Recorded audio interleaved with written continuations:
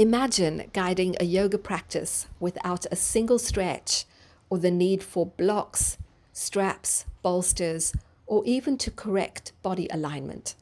I'm Yasmin Lambat. I am the founder of Soma Sensing, which is a somatic way of tuning into your inner felt sense or interoception to bring your body to a rest and recovery state and to allow intuitive movements to arise. The practice is informed by the way our body's fascia self-organizes to create a continuous web of living tensegrity.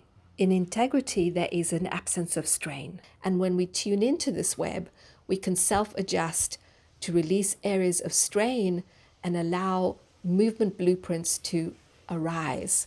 In this video, you will notice that we are all moving individually, and yet our patterns are very similar. Spiral in nature, and they feel effortless.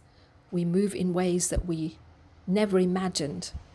And yet the patterns that arise sometimes feel similar to the yoga asana that we're used to.